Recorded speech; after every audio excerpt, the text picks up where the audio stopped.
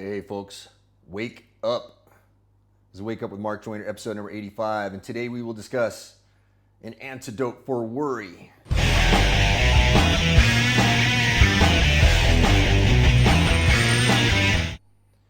All right, now this is kind of our specialty at Simpleology in a way. Why? The software is designed to get you to stop worrying and start doing.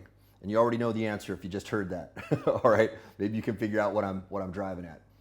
So Simpleology, when you use it and you drop stuff into the dream catcher, you're sending the signal to the brain that says, hey, unload it from your conscious working memory, which is limited to about 7 bits of data, plus or minus 2, and just let it go, because the brain knows, all right, next time you do start my day, you're going to process that stuff and you're going to do something practical with it and you're going to make an intelligent decision about it. If you don't do that, it burns up your working memory.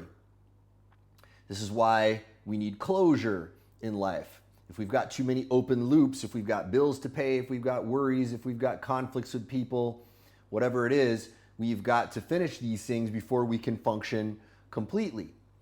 Or we just need to let so much time pass that we end up forgetting them. But some people can go and hold on to things for years and years and years and years, right? Some folks don't let stuff go. So the system is designed to train you to start letting things go and to start focusing on what you're supposed to be doing to bring you closer to the things that you want in life. All right, and that subsequently is an antidote for worry. Now, there are many others. There are many approaches to this. I'm not going to say it's the antidote to worry. In an infinite universe, there's probably an infinite number of antidotes for worry. This is one I particularly like. What is it?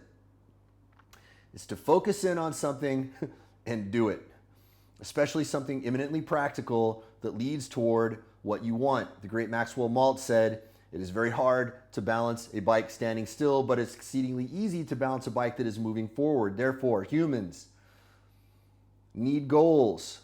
They have a servo mechanism. The same way there is a servo mechanism in a self-guiding missile that moves you toward the target that you're moving toward.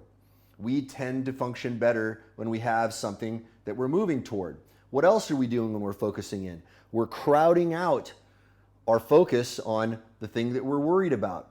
Instead of putting our energy and attention on the thing that we're worried about, we're putting our energy and attention on something practical that is moving us forward. Okay, because we only have 7 bits of data plus or minus 2, it forces us to let go of these things. And it also sends a signal to the brain that, hey, mommy's not coming around to solve the problem for us.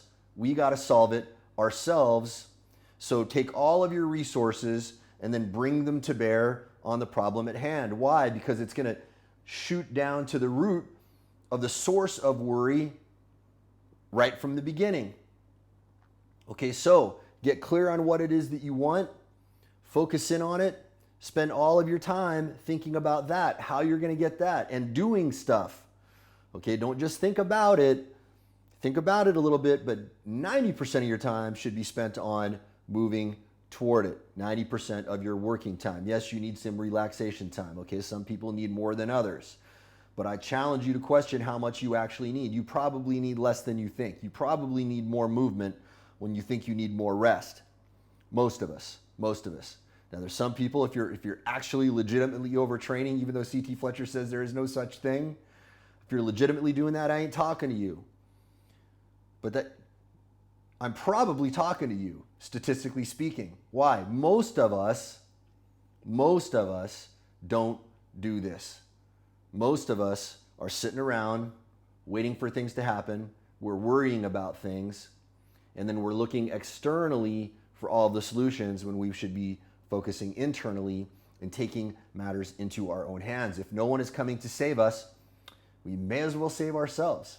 What's wrong with that? What could possibly be wrong with saving ourselves? And maybe someone is coming to save you. I don't know. And if they do, well, that's cool. That's just a little bit less work they got to do.